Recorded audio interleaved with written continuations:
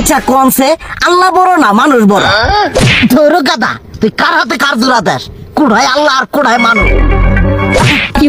যেটা কবার কইছে ওইটা কন। আল্লাহ বড় না মানুষ বড়?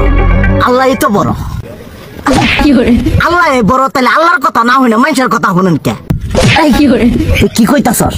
কি এর আল্লাহর কথা মানে না মানুষের কথা মানে? হ্যাঁ, কি আর মানুষের কথা শুনেন তাই না? আমনে যে ওই দিনকে ডায়াবেটিসের রোগ নিয়ে যে হাসপাতালে গেলেন, ডাক্তার আপনার কত কিছু খাবার না করলো, সব কিছু না খাই এখন চলতেছেন, তাহলে আল্লাহ যে আপনারে কইছে যে হারাম খাবার না, সুদ খাবার না, কই আপনি তো কাম কাজ বাদ দিয়ে এলাকার মধ্যে টাকা পয়সা না গায়ে খালি ওইলে দিয়েই খান, নিজেরা টিয়াও হালাল ভাবে কামাই করেন না, ওই সুদ তো না কটা টিয়া করে লাভ আহে ওইলে দিয়ে দিয়ে চলেন আর পেট বড় বানাইছেন। শুনেন একটা কথা কই, হারামের কোনোদিন আরাম নাই।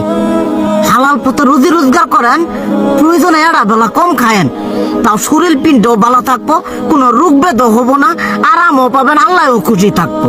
তুই আমার এইভাবে বুঝাবি আগে কইলি না কে?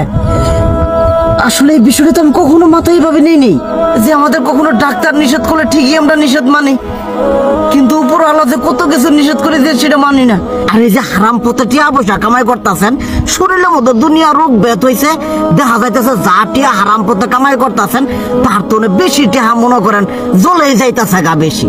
আজকের পর থেকে আমি আর এই হারাম সুদ খামো না, আমি হালাল পথে চলবো, হালাল টাকা পয়সা ইনকাম করবো। এতে করে যদি একবেলা কমও খাইতে হয় তবুও খামো, তবু আমি আর এই হারাম পথে চলবো না। আচ্ছা ঠিক আছে।